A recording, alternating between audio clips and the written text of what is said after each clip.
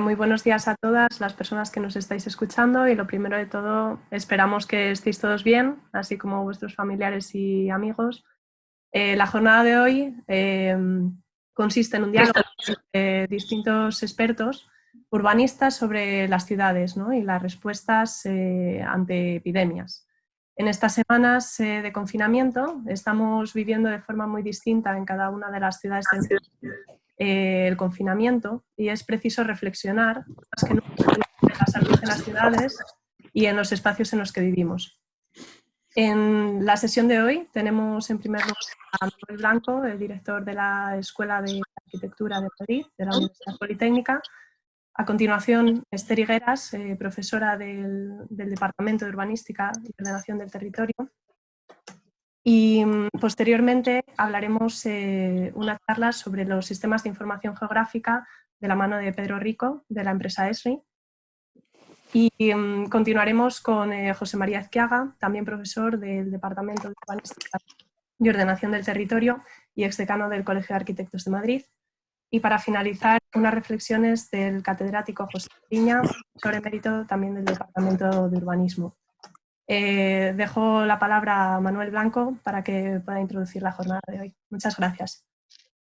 Hola, buenos días a todos.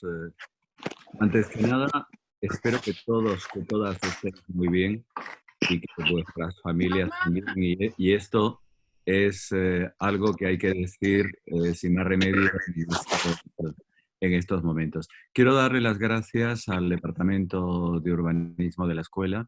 Quiero darle las gracias a Esther por haber organizado, a José María Esquiaga, a Pepe, al profesor Fernández Buel, que también he visto que estaba presente, y a Elisa por estar moderando esto. Creo que es un momento en que la escuela tiene que estar presente, un momento muy importante para todos nosotros, en el que en una escuela que sigue abierta, está cerrado el edificio y yo hoy me he traído de fondo el salón de actos casi como un tema sentimental. Completamente he pasado de estar con fondos de casas de Barragán, donde me hubiera gustado estar viviendo, a buscarme algo que representara la escuela, esa escuela que no se ha cerrado en ningún momento porque hemos seguido interviniendo en la vida de esta ciudad, hemos seguido interviniendo en la enseñanza durante todas estas semanas.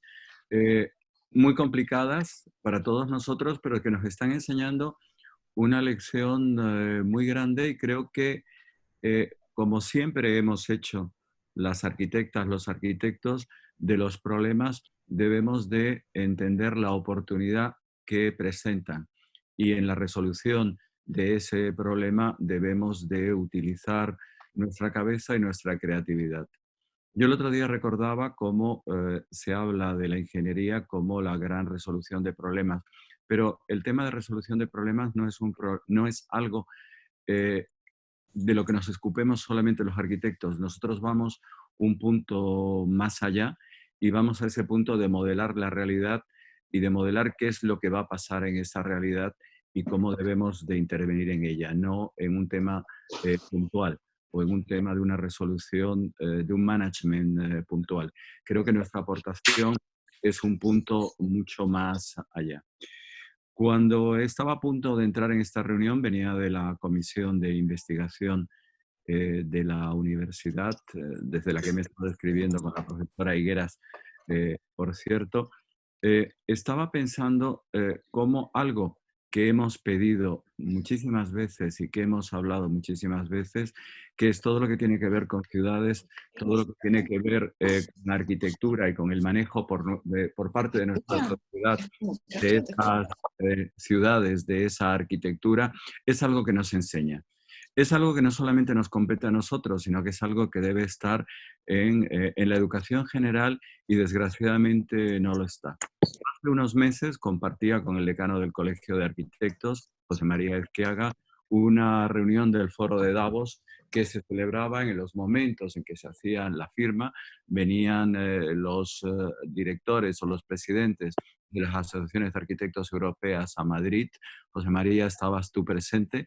Y mi intervención, cuando me hacían hablar sobre ese momento en el que la Baukultur convierte en uno de los temas importantes de nuestra sociedad y cómo la educación de los estudiantes de arquitectura intervenía ahí, yo decía que el problema no era la educación de los estudiantes de arquitectura, el problema era que en una sociedad en que tenemos manuales impresionantes de cómo se maneja cualquier lavadora, cualquier lavaplatos o cualquier horno, en cambio no hay absolutamente Que me envíes un mail diciendo... no hay absolutamente ningún tipo de enseñanza de cómo se maneja el instrumento más sofisticado que tiene la sociedad actual, que es la ciudad. Y ese nosotros sí lo estudiamos, pero no lo estudiamos como elementos sociales, no lo estudia el común de nuestros ciudadanos. Y en estos momentos nos hemos encontrado con que no sabemos cómo manejar la ciudad y que no sabemos cómo manejar nuestras propias casas. Pienso que la escuela tiene que dar un impulso a que no solamente en urbanismo de emergencia, sino en urbanismo normal, haya un debate sobre cuál es la enseñanza que debe de haber en este sentido dentro de nuestra sociedad y cómo se puede expandir. Ayer había un artículo en El País en el que hablaba tranquilamente de las grandes profesiones que intervienen en esta pandemia y cómo esas profesiones van a ganar, por así decir, importancia a partir de este momento. Y mencionaba específicamente los médicos, mencionaba los psicólogos y mencionaba los ingenieros.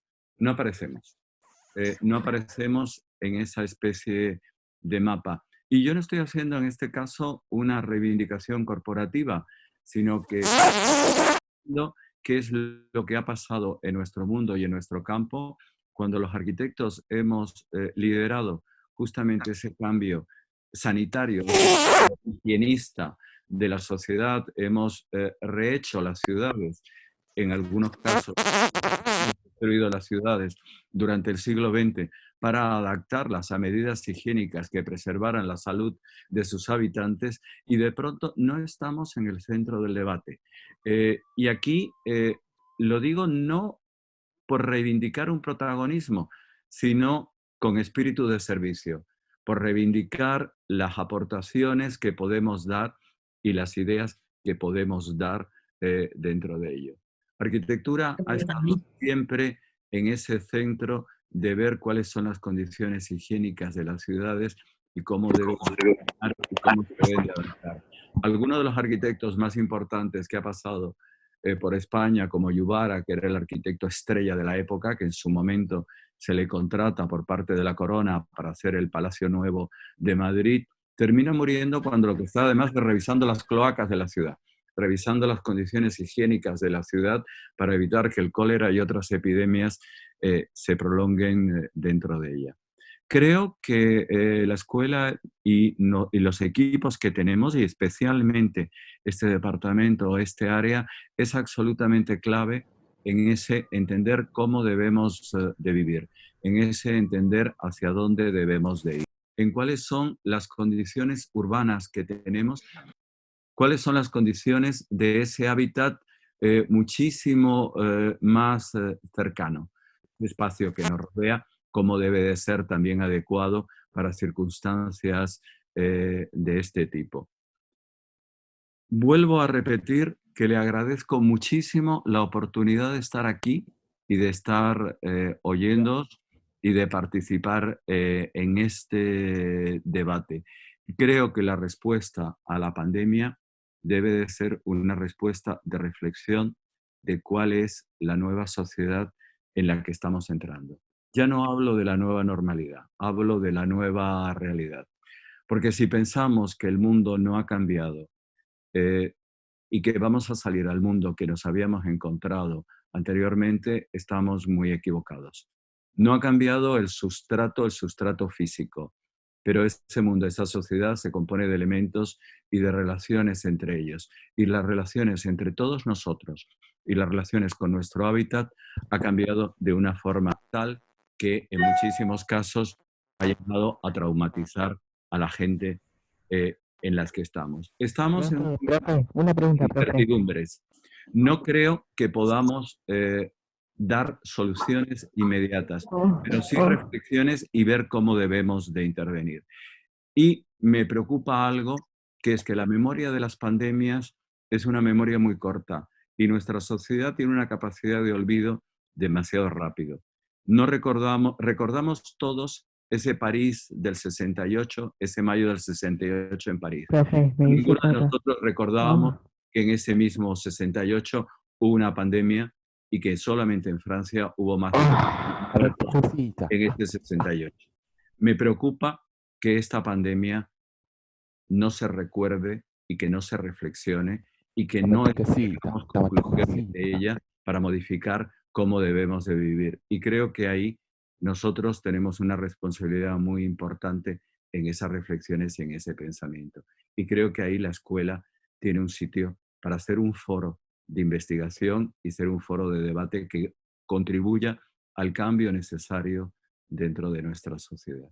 Muchísimas gracias, Esther. Muchísimas gracias, Pepe. Muchísimas gracias, José María. Muchísimas gracias, Elisa. Enhorabuena por el artículo tan estupendo que publicasteis en El País.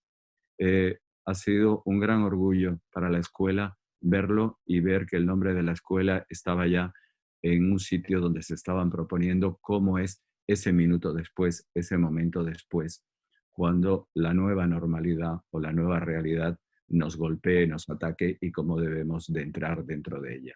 Muchas gracias a todos. Muchas gracias, Manuel. Quería comentaros que el chat está disponible y al final de la sesión haremos una ronda de preguntas, si os parece bien. A continuación, la doctora Esther Higueras va a hablar sobre urbanismo de emergencia y el urbanismo y la salud. Buenos días a todos, soy Esther Higueras y encantada de compartir estos minutos con vosotros para reflexionar sobre este nuevo marco que se nos está abriendo y desde el cual el urbanismo tiene que empezar a dar soluciones. Pasa, por favor. Bueno, comentar que el Departamento de Urbanística y Ordenación del Territorio, pues estamos trabajando un grupo de profesores, entre los que me acompañan el profesor Pachi Lamíquiz, Emilia Román, Cristina Gallego, Cristina García y Elisa Pozo como investigadora doctoranda, y llevamos trabajando pues, desde el 2015 en temas de urbanismo y salud. Esto hemos cogido un poco el testigo del profesor José Fariña, que ya fue el primero que introdujo estos temas de urbanismo y salud como una de las lecciones de Ciudad y Medio, cuyos alumnos nos están escuchando ahora mismo, y bueno, pues entendiendo esta necesidad de que el urbanismo dé respuestas a los problemas reales de la sociedad actual. Aquí tenéis una imagen donde hay un cambio radical desde 1800 a 1940 sobre las enfermedades. En azul podemos ver las enfermedades crónicas y en gris las enfermedades infecciosas. Y vemos cómo ha habido un cambio pues, bastante radical, como la ciudad, el urbanismo y las leyes sanitarias, en fin, un montón de circunstancias han hecho que la ciudad hasta 1940 pues, tuviera pues, una sustancial mejora en las cuestiones que afectaban la mortalidad de la mayor parte de las personas. Siguiente. Pero nos preguntamos, ¿qué es la salud? Pues fijaros que si vemos la definición de la Organización Mundial de la Salud, pues la salud es sobre todo un concepto completo de bienestar, completo. Bienestar físico, bienestar social, bienestar ambiental en tu ambiente. Por lo tanto, el concepto de salud que ahora estamos retomando desde el grupo de urbanismo, pues es un concepto pues, que se relaciona directamente con los objetivos de desarrollo sostenible, con los elementos de bienestar, en fin, es un concepto bastante policomprensivo. Siguiente, por favor. Con esta idea, pues se han hecho algunas revisiones y algunos diagnósticos sobre salud de las ciudades europeas Y aquí se presenta uno de los manuales más recientes del año 2006, en el cual se establecía una radiografía de cuáles eran las principales causas de mortalidad de los europeos. En la siguiente foto podemos ver que este manual establece 6 grandes grupos de enfermedades: obesidad, enfermedades cardiovasculares, enfermedades respiratorias, golpes extremos por frío y calor que también derivan importantes afecciones o muertes, accidentes dentro de la ciudad y también el tema de la salud mental. Nosotros hemos empezado a trabajar con estos conceptos desde el urbanismo, pero claro, esto era hasta el 2020. ¿Qué ha pasado ahora? Pues ahora ha pasado que en el 2020 nos ha llegado una pandemia de grandísima escala, en la cual pues algunas personas ya han empezado a dar algunas pequeñas impresiones, pequeños diagnósticos, pequeñas soluciones. Aquí veis a la izquierda pues un artículo sobre contaminación y relación con el COVID, a la derecha elementos de salud urbana y pandemia. En la siguiente foto podemos ver los problemas de qué será esta nueva ciudad, que ya nos estamos preguntando muchos, qué será esta nueva ciudad post-COVID. También algunas relaciones entre los modelos de ciudad, ¿no? Y el elemento de las relaciones, de la densidad, de la movilidad, que bueno, pues están saliendo en prensa pues continuamente. Siguiente, por favor. También aquí veis los artículos que se refería el director de la escuela hace un momento sobre urbanismo y salud que hemos publicado recientemente, donde realmente pues tenemos todavía más preguntas que respuestas, pero bueno, en estas grandes preguntas, hacer bien la pregunta de investigación será el primer paso para ir encontrando esta línea de acción, cuyo uno de los primeros puntos va a ser esta pequeña reflexión que hacemos hoy entre todos. También ya contábamos con algunos manuales. Aquí tenéis el manual del Observatorio de Salud y Medio Ambiente de la Junta de Andalucía y el manual de Calles Saludables de Londres. La siguiente, por favor. En el primero de ellos, pues destaco una relación directa entre las zonas verdes urbanas y su importancia como terapia física y mental de la población. Bueno, pues este puede ser uno de los caminos. En la siguiente foto destaco también alguna recomendación del manual de Calles Saludables de Londres, donde aparece a la izquierda como si hacemos 20 minutos diarios de camino, pues tendremos una reducción verificada en enfermedades cardiovasculares, diabetes, cáncer, Alzheimer, etc. Y a la derecha como hay una lista de indicadores que debe tener una calle saludable, también nos pueden servir como nuevas herramientas para plantear ahora pues, unas nuevas formas de diseño. Bueno, ya para terminar, pues simplemente presentarles que hemos participado en 2 proyectos europeos. El primero fue UniHealth, en el año 2019, donde estuvimos reflexionando sobre los espacios públicos de la ciudad consolidada sobre todo desde la perspectiva del envejecimiento activo de la población, para que viéramos cómo realmente las calles las tenemos que transformar a una población que se nos ha quedado muy mayor y que tiene unos problemas de movilidad, cognitivos, de relación social, e incluso un factor muy importante que salió del estudio, que es una inseguridad subjetiva de los ancianos, les da miedo salir a la calle. El siguiente proyecto europeo que estamos desarrollando este año está relacionado con la administración local y estamos un poco viendo y estableciendo unas estrategias para que todos los ayuntamientos puedan establecer la política de salud de una manera transversal e integrada en todo su desarrollo. Bueno, como conclusión, pues realmente podemos destacar 3 grandes cosas. Primero, que siempre el urbanismo ha sido un elemento, una disciplina que da respuestas a los problemas reales de las personas y de la sociedad y que ahora también tenemos que dar una nueva respuesta. La segunda, que realmente la esencia de la ciudad es su densidad y su complejidad, y que eso no lo debemos de perder nunca. Pero claro, cuando surge una pandemia, pues tendremos que ver cómo readaptamos densidades, cómo readaptamos los espacios, cómo readaptamos el uso de los mismos para que no se produzcan elementos demasiado negativos. Y luego, pues una última reflexión, que entendemos que ya se ha puesto de manifiesto esta necesidad de buscar que los barrios tengan una pequeña autonomía, por lo menos en estas etapas de emergencia, donde podamos pues resolver algunos de los conflictos que también este confinamiento nos está provocando un poquito en todos. Bueno, nada más, simplemente agradecerles la atención y decirles que vamos a formar un grupo de trabajo en el departamento sobre este tema y que, bueno, todos aquellos alumnos, profesores, estudiantes y gente interesada que le pudiera interesar participar con nosotros, pues estaríamos encantados de acogerles. Muchas gracias y buenos días. Muchísimas gracias, Esther. A continuación va a presentar Pedro Rico, de la empresa Esri. ¿Qué tal? Pues ahora mismo pongo tu presentación. Muy bien.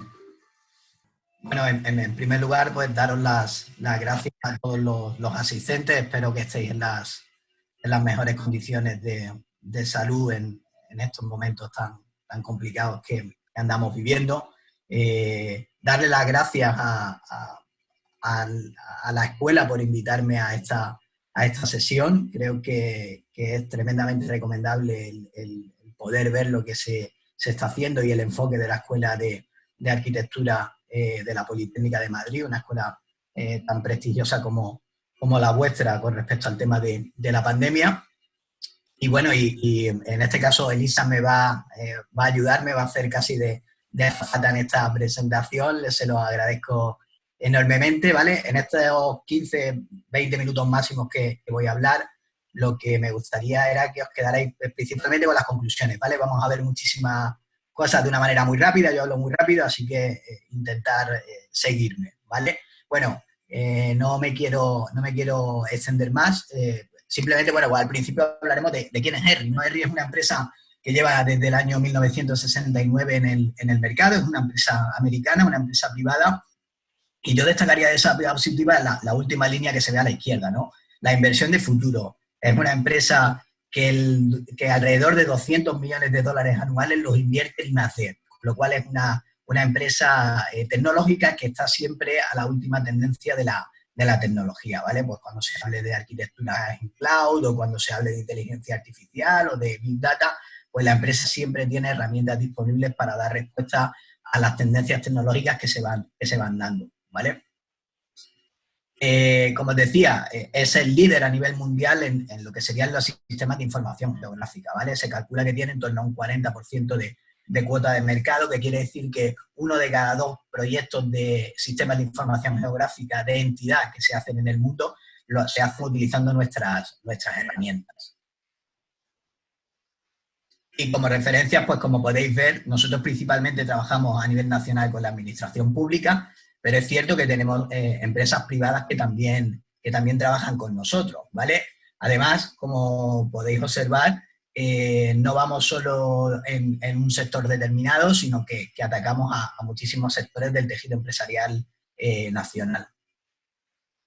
A los que no nos conocierais, que supongo que también habrá gente, supongo que este cuadro de mando que veis, que es de la Universidad Americana Johns Hopkins, está hecho con nuestra tecnología y ha sido el primer mapa que se hizo para intentar ver cómo se estaba desarrollando la pandemia a nivel mundial y que aparece habitualmente en muchísimos medios de comunicación. A día de hoy todavía, si entráis, por ejemplo, en el diario deportivo AS, en su edición digital, tenéis un enlace a este cuadro de mando que es muy interesante porque muestra la situación de la pandemia a nivel global y está actualizado pues prácticamente cada 12 horas tiene nuevos datos a nivel mundial. Os animo a que lo consultéis.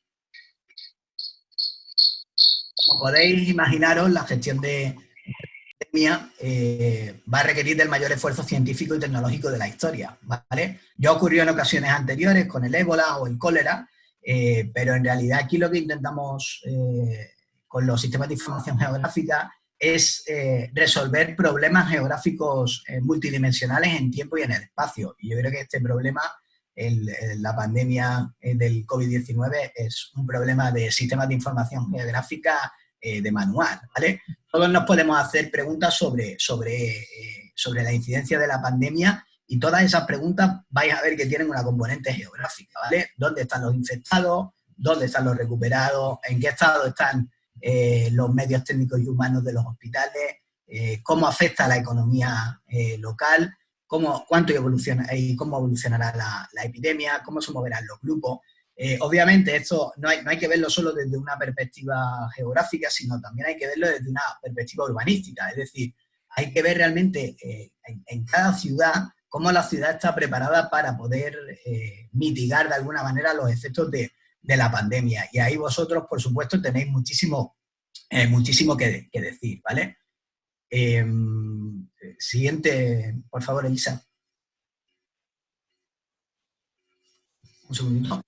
Sí, perdona, nos hemos ido te puedes ir un poco hacia atrás. Hemos hablado de qué es un GIS, ¿no? He hablado de un sistema de información geográfica durante un rato. Entiendo que esto prácticamente todos los tenéis, ¿vale? Yo no me voy a parar mucho en la definición de un GIS, ¿vale? La de manuales es un conjunto de software, ¿vale? Que permite trabajar con una información y que da unos resultados analizando la información con una componente geográfica, ¿vale? Al final no dejan de ser interpretaciones de la realidad, ¿vale? La principal diferencia con respecto a años anteriores o a épocas anteriores es que ahora se puede trabajar con distintas fuentes de datos, y al final los mapas lo que nos permiten es intentar comprender patrones y tendencias que se van dando, ¿vale? No solo de la epidemia en sí, sino también otros patrones que afectan a la sociedad, ¿vale? Tales como movilidad, por ejemplo, ¿vale? Cómo se está moviendo la gente en relación con la pandemia, o cómo estamos dando respuesta en cada uno de los barrios a esta situación en la que nos encontramos.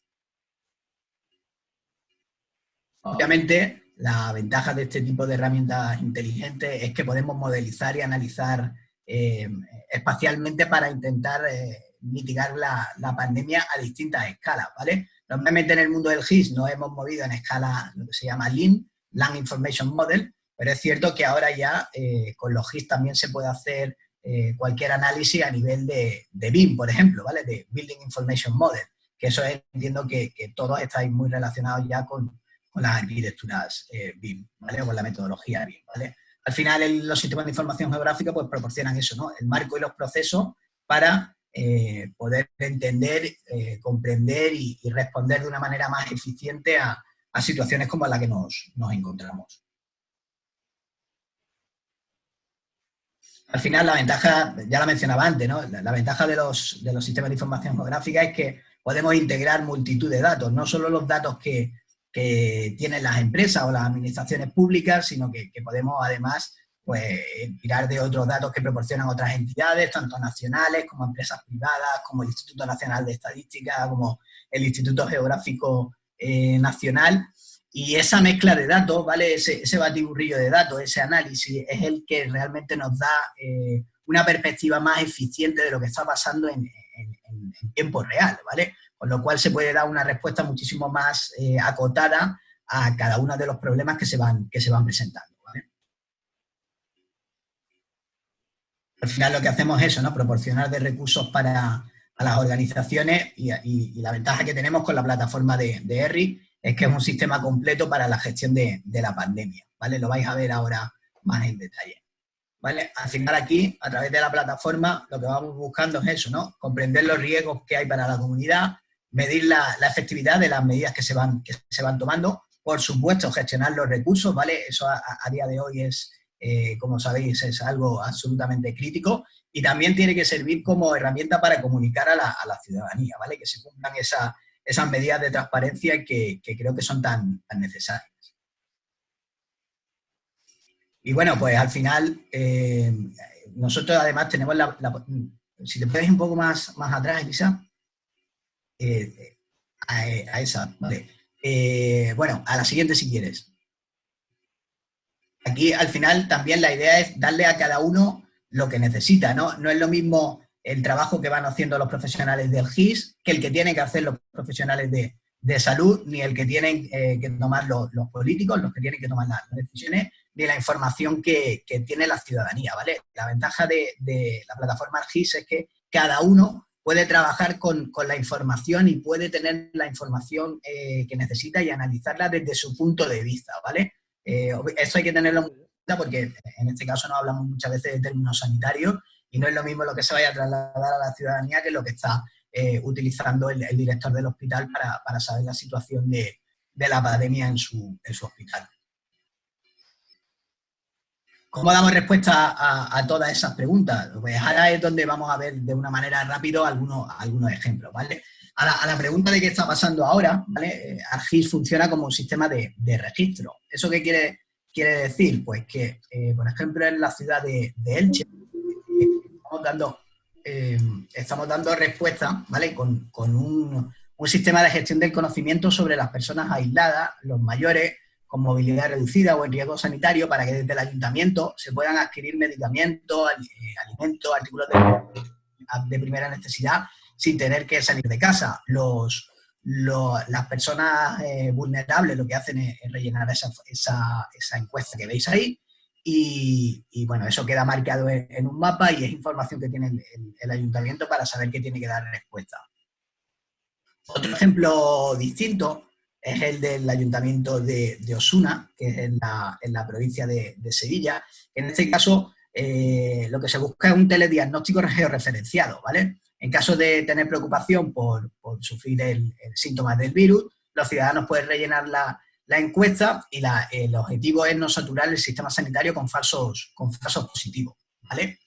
Otro ejemplo distinto podría ser el del escudo sanitario. Este es muy interesante porque este lo utilizan los propios médicos, ¿vale? Es una encuesta es una encuesta geolocalizada que permite agregar los datos para generar un mapa de la situación de los profesionales durante la pandemia, ¿vale? Todo lo que sería contagio, medidas de protección, situaciones de riesgo, etcétera, etcétera, ¿vale? Este está funcionando muy bien y hay un montón de médicos que están rellenando la encuesta y esto hace que el Ministerio de Sanidad tenga unos datos muchísimo más claros sobre cuál es la situación de sus sanitarios, ¿vale? Otra manera de dar respuesta es como lo está haciendo el Ayuntamiento de Girona, ¿vale? Al final aquí lo que está dando es un sistema de gestión del conocimiento en tiempo real sobre el estado y la localización de las farmacias, de los servicios sanitarios, de la alimentación, de las residencias de ancianos, de los transportes, de las librerías. En definitiva, intenta dar ese servicio a su ciudadanía de una manera muy transparente y muy eficiente, ¿vale? Dando información bastante actualizada en pues cada uno de los días.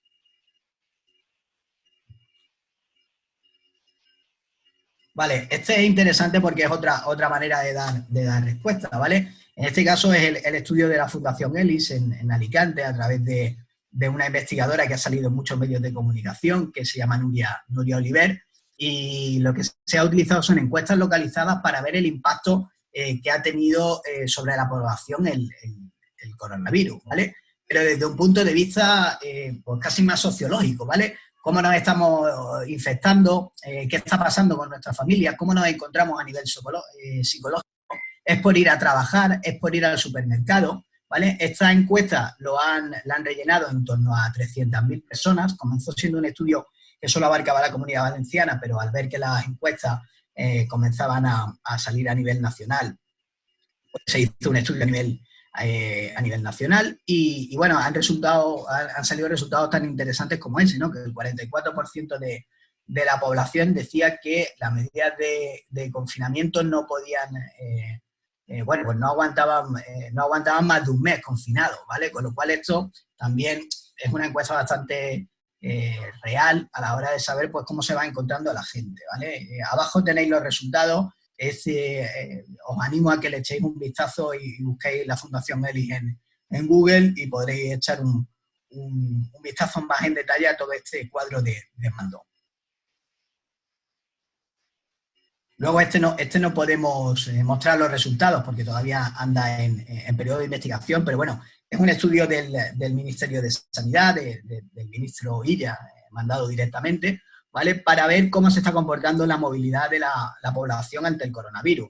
Creo que ha salido en distintos medios de comunicación, que hay, bueno, es un proyecto de colaboración donde ERRI es la plataforma tecnológica GIS, ¿vale? Pero donde se está integrando con datos de telefonía móviles de 3 compañías distintas, ¿vale?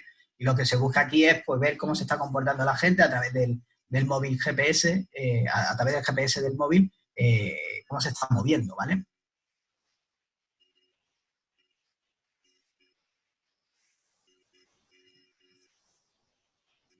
Otra manera de enfocarlo es como lo ha hecho el Ayuntamiento de Santiago, ¿vale? En este caso, ellos lo que buscaban era identificación de colectivos vulnerables y otras informaciones de interés para la ciudad, ¿vale? Es algo parecido a lo de Girona, lo que pasa es que en este caso se centraba mucho en colectivos vulnerables.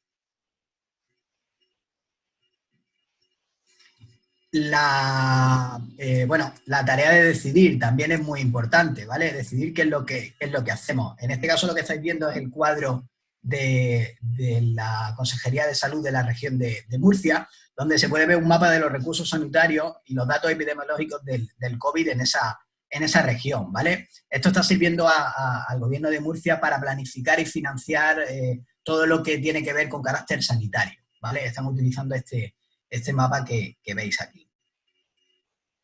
Desde ERRI también hemos llevado una iniciativa muy interesante, que es la de geovoluntarios, ¿vale? Tenemos en torno a 800 personas de todas partes del mundo, sin ningún tipo de carácter político, religioso o ideológico, solo tienen conocimientos en el mundo del GIS, son gente que lleva trabajando con el mundo del GIS tiempo, y se están ofreciendo para ayudar a cualquier tipo de organización que tenga interés en implantar pues mapas, cuadros de mando, aplicaciones, soluciones de carácter geográfico que puedan ayudar a las organizaciones de cualquier índole a mitigar de alguna manera los efectos de la pandemia, ¿vale? Como os digo, nos están ayudando a nosotros, sobre todo, yo destacaría, por ejemplo, en la administración local más pequeña, ¿vale? En ayuntamientos muy pequeñitos están pidiéndonos pues, cuadros de mando, nos están pidiendo aplicaciones donde el pueblo pueda ver pues, dónde están localizadas sus farmacias, dónde está localizado el centro de salud, cómo está y demás, y está siendo un trabajo realmente maravilloso que están haciendo estos voluntarios y aprovecho, bueno, pues ahora mismo esta ocasión para darles las gracias por todo lo que están haciendo, ¿vale? A nivel de Comunidad de Madrid, porque creo que era interesante comentarlo, también estamos trabajando con ellos, ¿vale? En este caso, pues información tanto para los decisores, que eso no se puede ver, pero sí que información para la ciudadanía sobre el número de casos por municipio, las zonas básicas de salud en Madrid o incluso la situación en Europa, ¿vale? Ahí si entráis dentro de comunidad, de la página web de la página del Servicio de Salud de la Comunidad de Madrid, pues podréis ver este tipo de aplicaciones, ¿vale? Estos mapas. Ahí tenéis, por ejemplo, ¿no? La situación epidemiológica actualizada a día de ayer, como podéis ver, de los municipios de Madrid. Si pinchas sobre alguno de ellos, Elisa, pues vemos cómo está Colmenar del Arroyo, ¿vale? Ahí podéis ver un cuadro de mando también de la situación de la Comunidad de Madrid. Si pincháis en otra comunidad autónoma, pues automáticamente también podéis ver lo que está ocurriendo en otros sitios. Pues lo que os comentaba antes, ¿no? Un ayuntamiento muy pequeñito, Bolaños de Calatrava, en Ciudad Real, también está utilizando bueno, pues está utilizando nuestra tecnología para, lo decía, ¿no? Para dar información de interés para la ciudad, ¿vale? Quería enseñaros un caso de un ayuntamiento muy pequeñito. El siguiente caso es del Ayuntamiento de Santander, ¿vale? Que sería exactamente lo mismo, pero aplicado a un ayuntamiento bastante más grande, ¿vale? Lo cual quiere decir que al final aquí no hay una barrera tecnológica por ser mayor o menor, sino que la tecnología se puede ajustar a las necesidades de cada uno de los usuarios. Y con el Ayuntamiento de Madrid, ¿vale? Estamos llevando a cabo algunas aplicaciones también que son privadas, porque son de uso propio del Ayuntamiento, pero destacar esta iniciativa, ¿vale? Que es la iniciativa que hemos llevado con ellos y que es un concurso, ¿vale? Era un concurso que se llama Reactiva Reactiva Madrid. Lo pusimos en marcha a finales del mes de abril. Y aquí lo que intentábamos era, de alguna manera, junto con el área delegada de emprendimiento, de empleo e de innovación, ¿vale?, con nuestros geovoluntarios, diseñar estrategias y actuaciones con el fin de fomentar el emprendimiento, ¿vale?, e impulsar los proyectos que ayuden a reactivar la vida de Madrid en los ámbitos de economía, de movilidad y de sociedad. En este sentido, los proyectos ganadores son, por ejemplo, Proximadrid, un proyecto que propone un escaparate digital de experiencias libres del virus, ¿vale? En el ámbito de movilidad, el proyecto ganador es Bici Madrid, que es un mapa GIS para incentivar el uso de la bici en la capital y descongestionar el transporte público. Y en el ámbito social, el proyecto ganador, DAD, está orientado al uso de drones para la desinfección de interiores a través de luz ultravioleta. Como podéis ver, son proyectos de índole totalmente distinta, pero que se han atacado desde un punto de vista geográfico.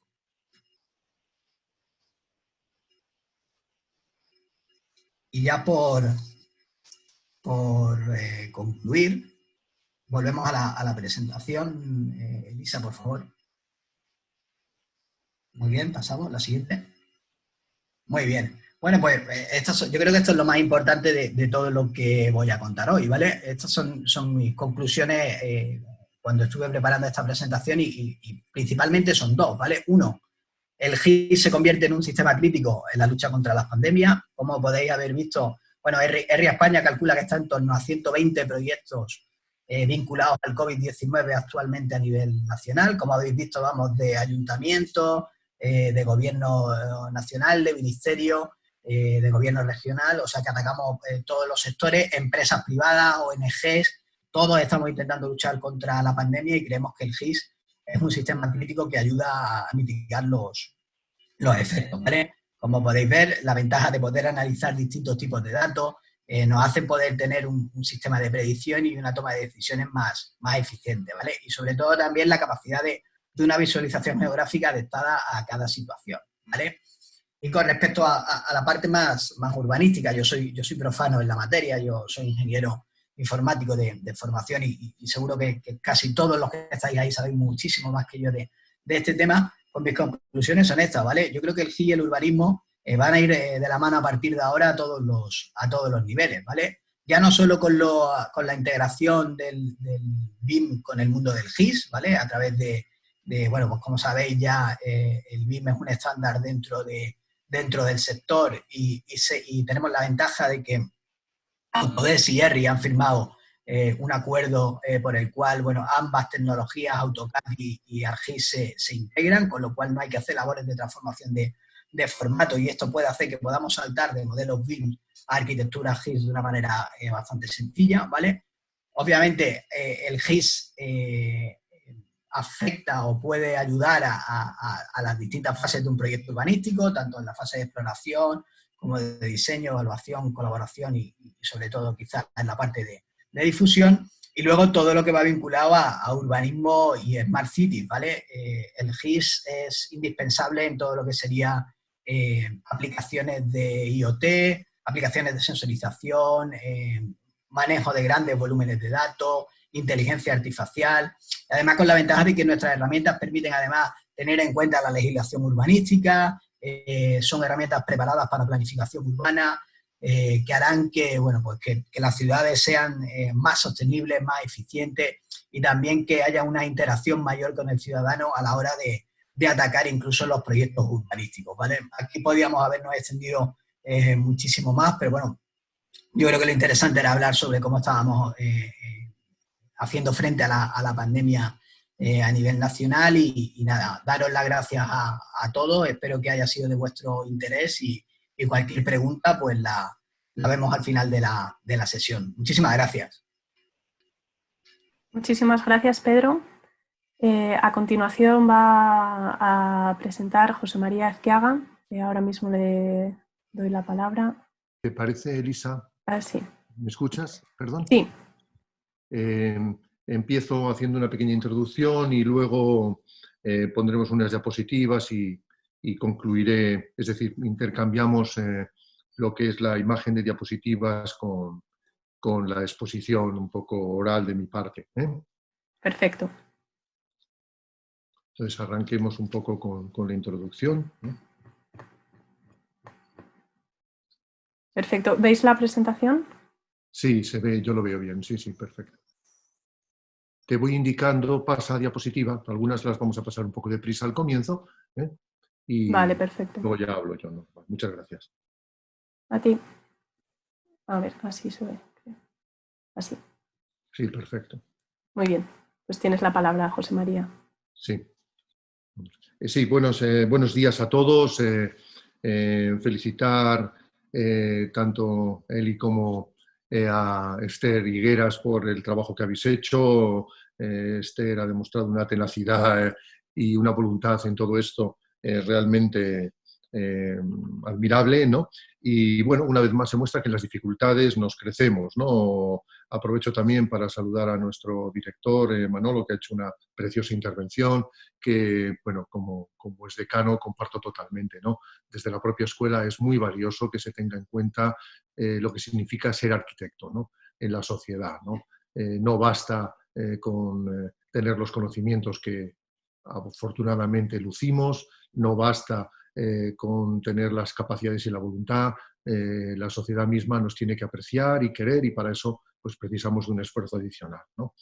Por eso ha sido un cierto orgullo que el Ayuntamiento de Madrid me haya llamado para formar parte de ese grupo de personas que van a trabajar en el tema del desconfinamiento y, poder así decir, del Madrid post-COVID.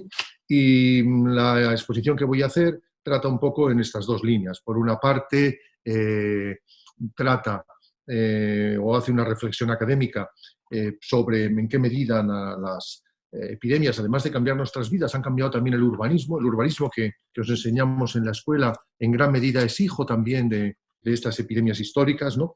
Y luego ver cuál es la situación actual y en qué medida o qué ciudad querríamos que saliera de esta epidemia y en qué puntos hay apoyos, ¿no? En las circunstancias que estamos viviendo ahora tan dramáticas, ¿no? Tan lamentables todos, ¿no?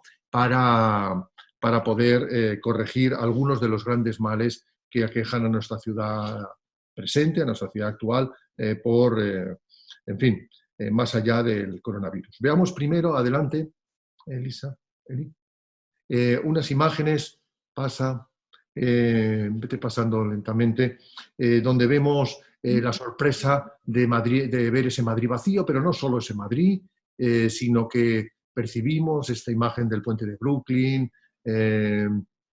o de la Plaza de la Concordia desierta, ¿no? Y tan hermosa, ¿no?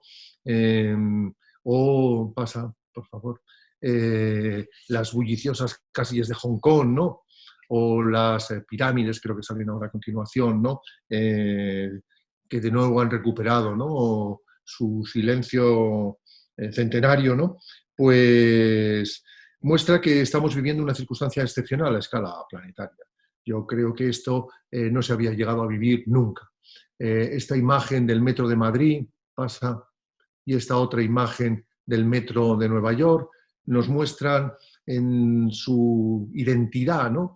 Que muy pocas veces la humanidad había vivido una epidemia de esta extensión. Todas las epidemias, por definición, o las pandemias son globales, pero ninguna había azotado con este nivel de virulencia al conjunto del planeta. Pasa, por favor. Esta idea del confinamiento, que veremos que tiene un arraigo, ¿no? Pues, también de nuevo centenario, ¿no? Y que procede de las primeras medidas administrativas para luchar contra las enfermedades infecciosas, las pestes, las famosas pestes medievales, pero que se alargan a mucho después del Renacimiento, ¿no? Y casi llegan hasta la Europa de la Ilustración, ¿no? Muestran que estamos de nuevo ante una circunstancia insólita. Por un lado, las epidemias que siempre han sido globales, es decir, las pestes se transmitían a través del comercio, a través de los vínculos que ya existían entre ciudades, sobre todo entre las europeas, ¿no? Y las asiáticas, como ahora, por otra parte, ¿no? no tenían esa dimensión planetaria en aquel. Ahora, por primera vez, nos encontramos en una circunstancia insólita. Pasa. La ciudad preindustrial, la que veíamos en esta imagen, ¿no? En gran medida, en Occidente, en Europa, se reorganiza por la peste. La peste tenemos imágenes distorsionadas, casi literarias y cinematográficas, ¿no? De un gran encierro o de casi al revés, una especie de locura orgiástica de la población, ¿no? Lo cierto es que la peste significó el control de las epidemias la primera vez que administrativamente se organiza la ciudad. Se organiza en su conjunto, se divide en áreas, en distritos, en ámbitos, pequeños barrios, por calles. El confinamiento entonces no podía ser como ahora domiciliario. En gran medida era un confinamiento que se circunscribía a pequeñas unidades de convivencia, la calle, el conjunto de manzana, el distrito, cada uno organizado de una manera rigurosa con el siguiente. Pasa. Es interesante recordar ahora, ¿no? Aquí vemos unas imágenes más literarias, ¿no? De lo que significaba la peste, que la peste organizó nuestras ciudades para aquí y que elementos como los distritos de París proceden nada menos que de esa época, ¿no? Me atrevo a decir que gran parte de las herramientas urbanísticas que todavía manejamos, desde la idea de cuadrícula, porque la ciudad en cuadrícula es mucho más fácil de gobernar, o incluso la idea de dividir en zonas y controlar, como entonces empezó a hacer, dónde está cada habitante, cómo pasa cada habitante de una parte a otra de la ciudad, ¿no? Las circulaciones tienen mucho que ver con la idea moderna de clasificar, dividir los usos, especializar las funciones, etcétera, etcétera, ¿no? Pasa a la siguiente. No tengo imágenes de otro episodio muy interesante, voy a dejar esta para que veamos cómo era esa ciudad del siglo XIX, ¿no? Imaginemos lo que era la ciudad del siglo XVI y XVII y XVIII, ¿no? Cuando el director de cine de la película Molière le preguntaba a un historiador, descríbame cómo puedo reflejar el París del siglo XVII, el París de Molière. Y dice, piense en Calcuta, piense en la Calcuta de los años 50, ¿no? Hay un episodio también muy interesante que tiene que ver con lo que ha señalado el doctor Rico y con muchos otros aspectos, que es el tema de la viruela. La viruela, como saben, ha pasado la historia porque la palabra vacuna viene del remedio que se encuentra en la viruela, las primeras vacunaciones. En aquel momento no se conocen los microorganismos, por tanto, el combate y la vacuna de la viruela procede de la pura observación empírica, es decir, de que funciona. Y esto es muy interesante porque a partir de esta época, ya estamos en el 18 entrado, todavía la viruela es un azote gravísimo, ¿no? Se aparece y se consolida la noción de riesgo y la posibilidad de estimar de la probabilidad de enfermar en función de edades, condición social, distribución geográfica. Es decir, aparece por primera vez entonces la alianza entre matemáticos y médicos para crear la epidemiología o las bases de esa epidemiología y tomar conocimientos sin saber en realidad el motivo último de la enfermedad, sino sabiendo los resultados, es decir, utilizando la estadística y la georreferenciación, los primeros mapas de esta. Sin embargo, la revolución más inminente para los urbanistas es la que se produce cuando pasa la siguiente, por favor, ¿no? Cuando vemos en estas imágenes de infraestructuras, pasa la siguiente, las epidemias de cólera del Londres del siglo XIX, que ahora se han puesto de moda. Yo llevo tiempo investigando, igual que Esther se ha especializado en un tema tan vital como y su grupo de investigación, ¿no? De la salud y la ciudad. Yo llevo tiempo investigando el origen y la adecuación de las herramientas urbanísticas, del planeamiento. ¿Servirá para la ciudad del siglo XXI o podemos prescindir de él? Y conocer el origen de las cosas ayuda bastante, ¿no? Y es interesante ver que el urbanismo tiene un momento clave en el siglo XIX cuando realmente se une el conocimiento empírico que aparece de esta primera epidemiología con la respuesta ingenieril. Y es interesante ver que el urbanismo, efectivamente, como antes decía Manolo Blanco, nuestro director, ¿no? Arranca de los ingenieros, pero afortunadamente es recogido inteligente y muy pronto también por los arquitectos que lo amplían a la organización global de la ciudad. Cuando el problema pasa de ser la urbanización singular, la infraestructura como elemento constructivo, a pensar la ciudad y la organización global, entran los arquitectos en juego, ¿no? Pero este episodio que se ve en este mapa es muy bonito y se está repitiendo mucho últimamente, ¿no? Yo lo llevo enseñando bastantes años, ¿no? Ahí está el origen del urbanismo. El primer plano urbanístico es este. Es de un médico, John Snow, el doctor Snow, en lugar de creer en la teoría de las miasmas, fue a los lugares y preguntó. Y hace este mapa de Soho, donde pone puntitos, es un mapa georreferenciado, ¿no? Donde pone puntitos en las entrevistas que él y sus ayudantes hacen personalmente a las familias de los fallecidos. Y llega a la conclusión de que todos ellos han bebido agua de una fuente. No se sabe cuál es el origen de la enfermedad. Se piensa que son las miasmas, es decir, los vapores infecciosos que vienen del Támesis y van por el aire. Y efectivamente vienen del Támesis, pero no vienen por el aire, sino que vienen a través del agua contaminada. Llega a la conclusión de que todos los enfermos no sabe bien cómo enferman, pero han bebido de la misma fuente. Cortan la fuente, se acaba la epidemia. Y pasa a la siguiente. Los ingenieros, en concreto el famoso y ya legendario Joseph Bazalgette de Londres, ¿no? Aquí vemos la imagen, ¿no? De ese Támesis putrefacto, ¿no? Como el río Manzanares hasta hace bien poco, ¿no? Es la fuente donde se capta el agua y la fuente de la contaminación de ese suministro del barrio de Soho. Pasa el plano del primer sistema de saneamiento de Londres, pasa.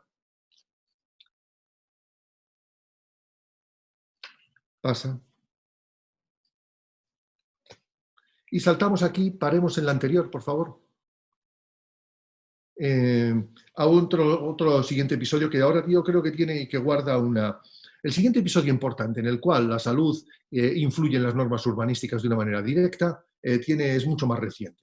En el siglo XX todavía la tuberculosis asola a la ciudad, todavía en Madrid a finales del siglo XIX hay casos de cólera, ya hay epidemia de cóleras, ¿no? Y es digamos, un mal endémico, pero la revolución se produce cuando se establece de nuevo, gracias a la georreferenciación de la enfermedad y su relación con la calidad de la vivienda y con los barrios, ¿no? En Madrid lo hace el médico Chicote, César Chicote, del cual pues, el profesor Sambricio lleva ya 30 años hablando en esta escuela, ¿no? de los orígenes de este pensamiento tan interesante, ¿no? En otros ámbitos, en Centro Europa, se pone de manifiesto que hay una correlación entre la mala habitabilidad. Fijémonos en esta habitación, en este piso patera o en este de Nueva York, y estamos viendo imágenes. El caso madrileño, lo he puesto para que veáis lo que es hacinamiento, es de los años 40, es decir, después de la guerra. Esta es una vivienda típica madrileña donde el punto de agua es al mismo tiempo la cocina y el baño. El VC y el grifo del agua potable nutren de lo mismo, ¿no? Pasa. Y esta imagen que hizo popular Yangel, ¿no? Vale para toda Europa y muestra muy bien la idea de lo que quiero mostrar. Se puede ver en dos gráficos. En uno, y coincide bastante con lo que ha señalado la profesora Esther Higueras, las enfermedades infecciosas han sido muy graves para la ciudad y fueron las grandes pandemias, digamos, de la ciudad industrial. Pero a partir de los años 50 se hunde sencillamente por el descubrimiento de los antibióticos, controlar la tuberculosis y permiten cortar de sano, gracias también a la infraestructura hidráulica y a todas las grandes obras que se han ido haciendo previamente, también otras epidemias recurrentes como el cólera, tifus, etc., ¿no? Pero vemos otra gráfica que aparece con el pequeño anagrama del ordenador y del automóvil, ¿no? Es la gráfica ascendiente de las enfermedades cardiovasculares, cánceres, es decir, aquellas que dependen, como muy bien ha dicho Esther, de la calidad del aire, del sedentarismo y de la alimentación. Pasa a la siguiente. Y es que igual que esta imagen del de la famosa epidemia de la gripe española de 1918, que se llevó más personas que la Primera Guerra Mundial, ¿no? Nos recuerda al IFEMA, ¿no? No pongo la del IFEMA porque la relación es obvia, ¿no? El cambio tecnológico es también importante, ¿no? Pero muestra, pasa a la siguiente, digamos que entonces todavía el enemigo era y venía por el aire, pero antes de que tuviéramos el coronavirus, el enemigo también venía en gran medida por el aire, pero en forma de una atmósfera urbana polucionada, ¿no? Que tenía y tiene unos efectos bastante letales sobre la salud y, como ha escrito también recientemente Esther Higueras, los fallecidos prematuramente, anticipadamente, por diversas patologías asociadas al tema de la calidad del aire, tiene hoy por hoy todavía mayor incidencia en términos cuantitativos al año que lo que por el momento significa el inmenso impacto del coronavirus. Es decir, que ha cambiado la mentalidad. Pero nuestras ciudades, igual que en el siglo XIX, se rehacen, pasa a la siguiente, para afrontar el tema de la infraestructura y la salubridad, se han reorganizado en los últimos tiempos en favor de un elemento, el automóvil. Pasa a la siguiente, que ha dado lugar a una nueva manera de organizar la vida urbana, la suburbanización, la baja densidad, la dispersión territorial, pasa, que ha transformado también los hábitos de vida y de convivencia de las personas, pasa, y que ha generado la posibilidad de confrontar dos modelos urbanos. El modelo urbano disperso, representado en esta imagen por Houston, o el modelo urbano de Manhattan. Ahora mismo hay un debate en Estados Unidos muy violento entre si California y Los Ángeles es más eficiente y más resiliente para afrontar la pandemia que Manhattan. En términos absolutos, la incidencia en Los Ángeles sabemos que es mucho menor, pero es muy prematuro plantear que la densidad baja es un seguro frente a este tipo de pandemias, porque en otros condados y estados norteamericanos, también con bajísima densidad, sin embargo, la incidencia de la epidemia es grande, es decir, la persona que vive en una casa aislada, que vive en esa casita que veíamos ideal del sueño americano, ¿no? Pero también del sueño madrileño en gran medida, ¿no? Luego circula por el shopping center, circula por el downtown que vemos ahí de Houston, en sus grandes mega edificios de oficinas, es decir, se mueve en lugares también de extrema densidad, a pesar de que pueda vivir en un ámbito de muy baja densidad. Lo que pone de manifiesto la reflexión sobre la densidad es que, pasa a la siguiente, la densidad nos protege de muchas cosas. En primer lugar, luego lo insistiré de nuevo, es la única manera de sostener un transporte colectivo viable e incluso un transporte colectivo que cumpla las condiciones de seguridad que ahora mismo le pedimos. Con baja densidad no es viable siquiera mantener el transporte público, ¿no? Además de eso, la densidad media y razonable en barrios permite todavía mantener los contactos cara a cara, la interacción humana más inmediata y, sobre todo, permite la ciudad de la proximidad. Es decir, esa ciudad de los 15, de los 20 minutos de la que se vuelve a hablar de nuevo, ¿no? Que es una ciudad más que pensada por los urbanistas, es la unidad vecinal, es la neighborhood unit, es en las áreas ambientales. Llevamos 100 años casi dándole vueltas al concepto este de la ciudad de los 20 minutos, ¿no? Y diseñando desde esa perspectiva, ¿no? Es solo posible con una densidad mínima. Es decir, en la dispersión del suburbio, me da igual que sea el madrileño, hablemos de Torrelodones o hablemos de Houston, no es posible esa ciudad de los 20 minutos de ninguna manera. Pero además es clave en relación con el tema de energía y es clave en relación con el tema de gases de efecto invernadero. Es decir, que la densidad urbana también nos protege en relación con esa cuestión. Y hay otro tema, finalmente, pasa a la siguiente, y es el hecho, vamos a parar aquí un instante, de que no tengo aquí, por no hacerme más largo, diapositivas en relación con catástrofes, ¿no? Pero lo que sí se ha constatado, bueno, pasemos estas del automóvil, perdón, para que veamos algunas imágenes de cómo la ciudad se ha reconfigurado para el automóvil, se ha rehecho, se ha redefinido. Y parémonos en esta del metro de Madrid, ¿no? En una de las inundaciones recientes. Ante riesgos y catástrofes que pueden venir por el aire, pero pueden ser fruto de lluvias torrenciales, inundaciones, terremotos y fundamentalmente fenómenos climatológicos hoy por hoy inducidos por el cambio climático, ¿no? Las ciudades densas y compactas son mucho más eficientes y protegen mejor a sus habitantes, en principio porque tienen infraestructuras redundantes. Es decir, cuando el metro falla, hay transporte de superficie. El transporte de superficie se puede organizar en diversas líneas, se pueden adaptar a las circunstancias. Cuando el huracán Sandy anegó, igual que este metro de Madrid, la red de metro de Nueva York, se pudo reorganizar el transporte de superficie. Si se cortan los puentes, hay la posibilidad de utilizar los túneles, hay la posibilidad de utilizar el metro. Es decir, las infraestructuras redundantes y la proximidad de los hospitales se ha demostrado tanto en el 11S como en el Sandy, que fue uno de los temas clave de la resiliencia de Nueva York. Pasa a la siguiente.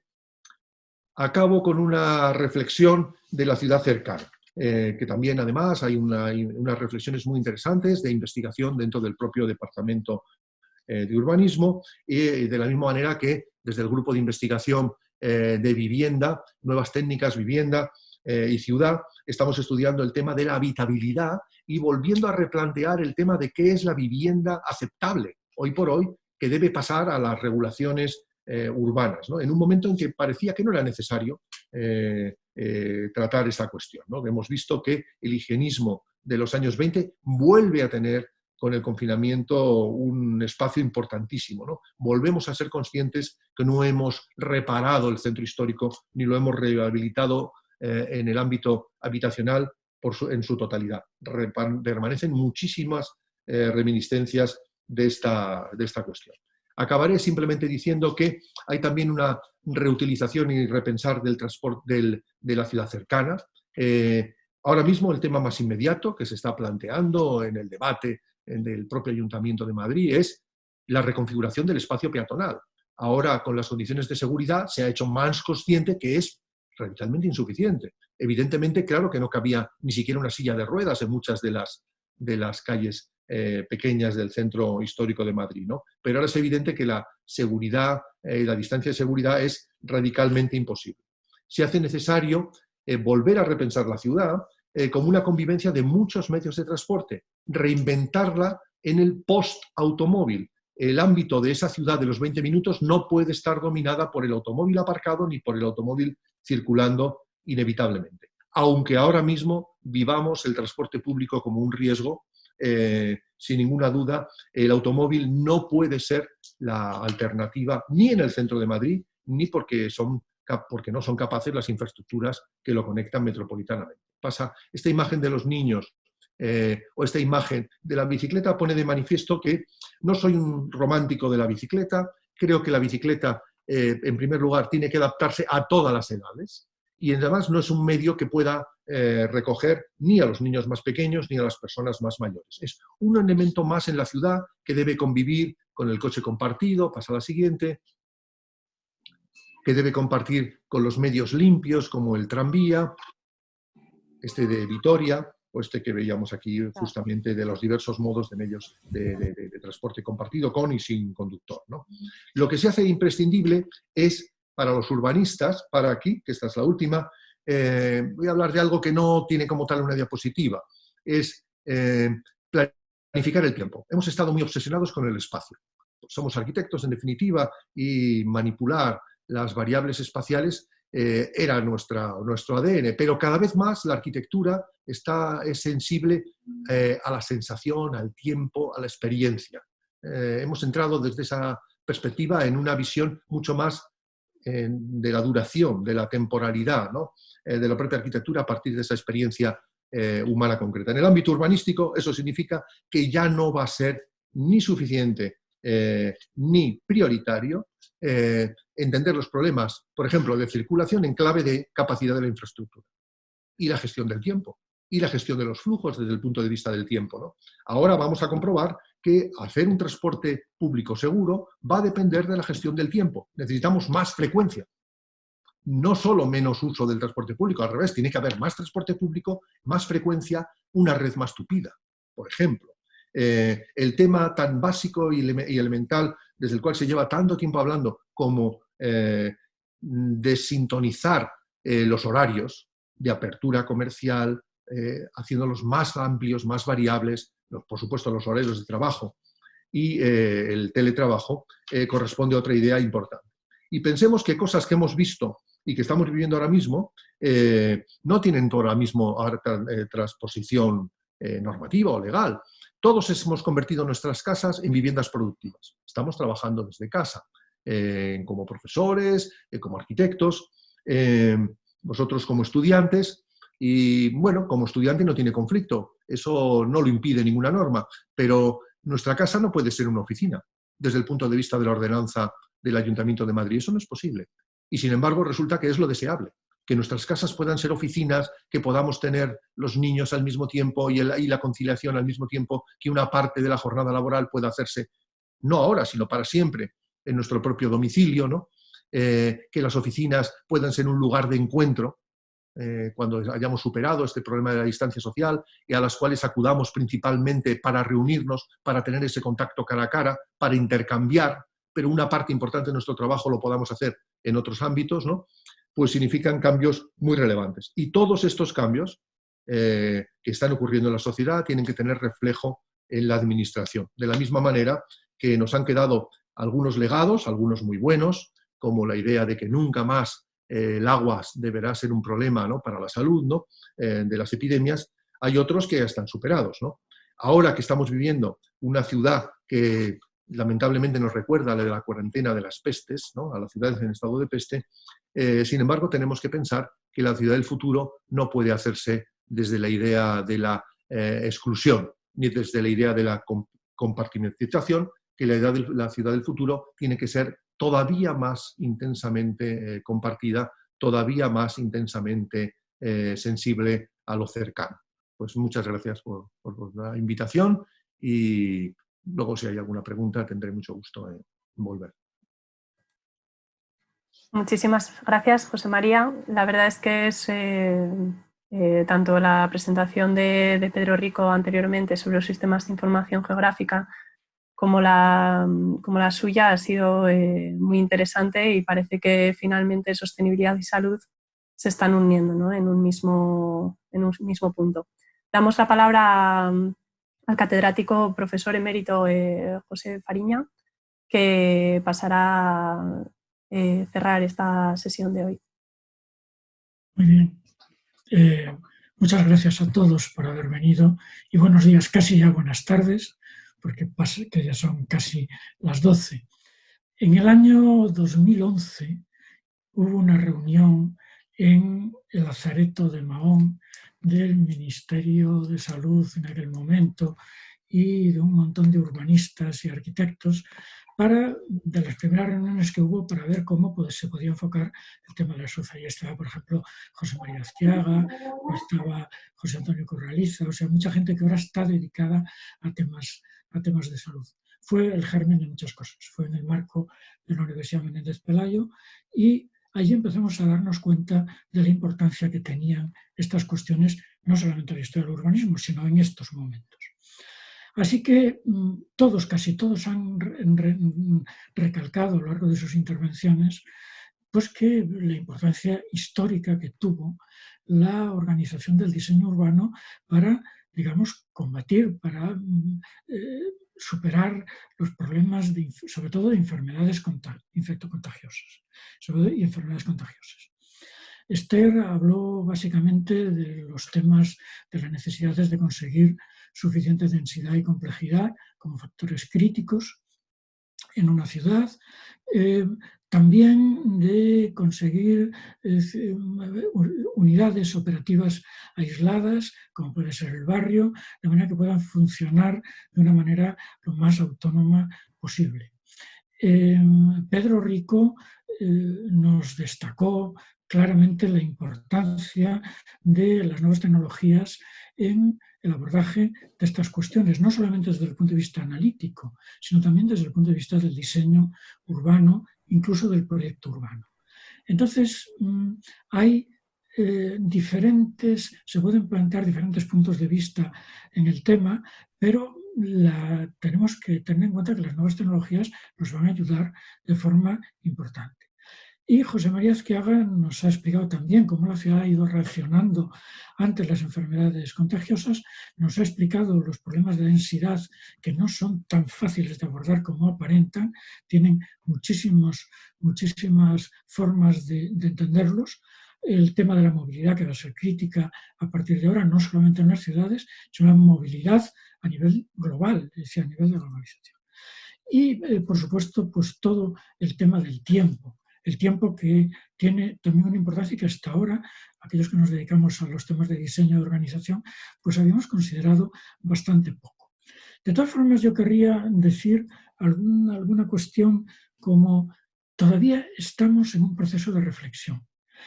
Habría que andarse con mucho cuidado con las cosas que decimos o que afirmamos de forma rotunda, y no quisiera que pudiera parecer que de repente pues esto es así o esto. No, necesitamos tiempo para ver lo que está pasando.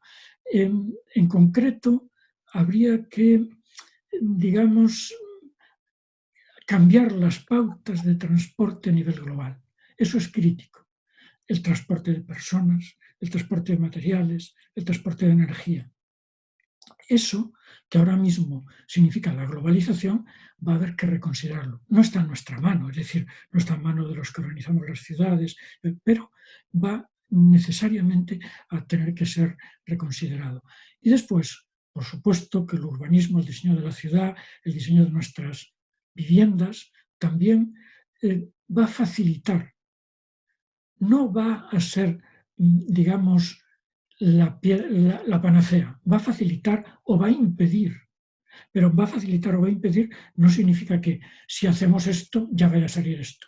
No, hay que tenerlo en cuenta, no somos aquí los dioses que organizando la ciudad van a conseguir todo. La primera cuestión que yo entiendo que se deriva de todos los análisis es la necesidad de dotar de autonomía a las partes. Es lo que está detrás de la ciudad cercana, de la ciudad de cercanía, que venimos trabajando en ella desde hace muchísimos años. La ciudad de cercanía se ha visto que es crítica. El mejor plan de movilidad es que la gente no tenga que moverse por obligación, sino que, digamos, no tenga que desplazarse al trabajo, que no tenga que desplazarse a comprar, que no tenga que desplazarse al colegio de sus niños. No. Eso es el mejor plan de movilidad. Y eso, de alguna manera, es lo que está detrás de lo que dice José María, de lo que dice Esther, de lo que dice mucha gente. O sea, tenemos que intentar conseguir ya de una vez por todas una ciudad de proximidad. Ciudad de proximidad y barrio de proximidad. Es decir, que podamos ir dividiendo en entes autónomos, en formas autónomas, cada una de los escalones en los cuales se va reconfigurando la ciudad, desde el área metropolitana hasta el barrio o incluso hasta partes de barrio, hasta que lleguemos a la casa, que nadie ha hablado de ella, pero el domicilio, además en una escuela de arquitectura habría que plantearlo, es también, como se ha visto ahora, crítico para poder. Antes hablaba del Lazareto de Mahón, donde hicimos una de las primeras reuniones de urbanismo. Lazareto es un lugar de reclusión. Ahora nuestras casas son los lugares de reclusión. Entonces, bueno, pues eso hay que tenerlo en consideración.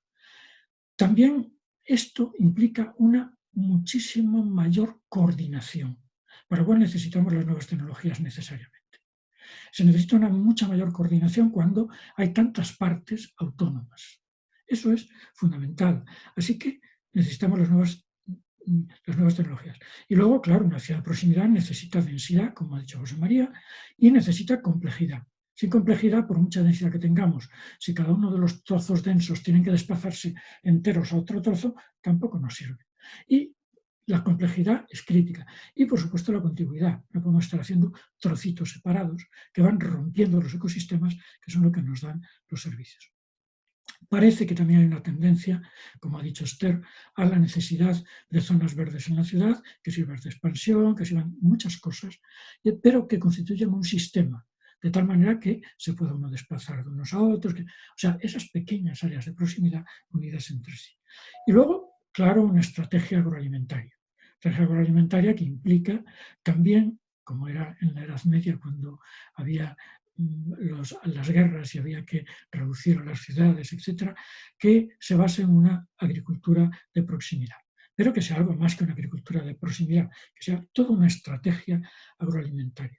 Así que digamos que podríamos resumir de alguna parte todo esto que ahora el COVID-19 nos está enseñando, ya es lo que se venía viendo con las cuestiones de sostenibilidad. Todo esto que estoy diciendo sirve no solamente para mejorar las condiciones respecto a una pandemia, sirve también para mejorar las condiciones de sostenibilidad de todo el sistema, sirve también para mejorar las condiciones de salud, no solamente de enfermedades infectocontagiosas, sino también de enfermedades debidas a la obesidad, debidas a todo esto que son las pandemias modernas, que podríamos llamar, que no son infectocontagiosas, pero casi. Es decir, los temas de enfermedades pulmonares, los cánceres, la hipertensión, todo ello que se deriva del uso del automóvil y de alguna manera que la gente no se mueva.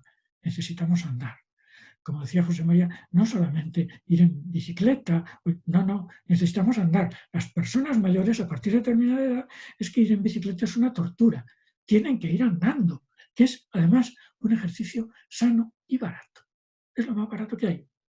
Entonces pasa lo mismo con los niños, así que a ver si de alguna manera, y ya para terminar, si hablamos del COVID-19, está claro que hace unos días a Juan Luis Arzuaga le hicieron una entrevista en televisión y decía que lo que había que hacer era considerar nuestras ciudades como si fueran bosques.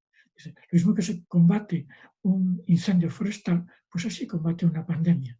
Por lo cual lo que tenemos que conseguir es aislar los focos en cada uno de los e irlos tratando cada uno de esos focos de manera que no se extiendan al resto. Hay que establecer cortafuegos, bueno, todo esto que tiene que ver justo con todo lo que se ha dicho a lo largo de estas intervenciones. Así que pienso que la Escuela de Arquitectura, tanto en lo que se refiere al urbanismo como en lo que se refiere a la vivienda, a los alojamientos, etcétera, tiene mucho que decir en estas cuestiones. Y si tiene mucho que decir, que facilite, tiene mucho que decir que no impida que la gente tenga que ir andando. Si la gente tiene que coger el coche o tiene que coger el transporte público para ir a un sitio, estamos impidiendo que haga ejercicio. Podemos favorecerlo. Con eso no es suficiente. A lo mejor la gente tiene un coche al lado y coge el coche para desplazarse 50 metros para ir al bar. Es posible. Pero si se lo impedimos, ya no hay posibilidad ninguna. Así que entiendo que a partir de ahora pues deberíamos de abrir un tiempo nuevo, pero que de alguna manera es viejo, porque todo esto que estamos contando y que está saliendo a la luz ya se venía contando, ya estaba saliendo desde hace bastante tiempo. Y ya se venía diciendo, no solamente en los ámbitos de salud, sino también Esther lo sabe porque trabajamos, lo mismo que Elisa, en un proyecto, en un trabajo para el Ministerio de Salud que se presentó en la FEM hace unos meses, pues todo esto estaba ahí antes del COVID-19. Ahora no hace más que reafirmar que de alguna manera las cosas al final salen como tienen que salir. Y toda esa ciudad que surgió para evitar enfermedades infectocontagiosas ha producido otro tipo de enfermedades. Ahora tenemos que conseguir una ciudad que, además de evitar las enfermedades infectocontagiosas, evite el otro tipo de enfermedades que es, digamos, las que están ahora teniendo una incidencia grave en la sociedad actual. Bueno, yo creo que con esto he resumido, espero que Esther, Manolo y José María estén de acuerdo que lo he resumido bastante bien. Espero que a partir de ahora el grupo de trabajo que ha creado Esther en nuestra escuela pues empiece a funcionar adecuadamente y de alguna manera se empiece a trabajar en temas que son críticos para nuestra sociedad, en la cual yo creo que los arquitectos, los urbanistas debemos de estar necesariamente. Nada más. Muchísimas gracias, José. Damos la palabra a Esther para concluir esta sesión y agradeceros a todos otra vez vuestra participación, vuestra presencia y vuestras palabras, porque siempre es inspirador escucharos. Y la verdad es que a día de hoy el reto que se abre es es triste por una parte, pero es emocionante para todos los que estamos trabajando en este momento de ver cómo puede cambiar la ciudad en los próximos años. Esther, no sé si tienes la palabra para cerrar la sesión.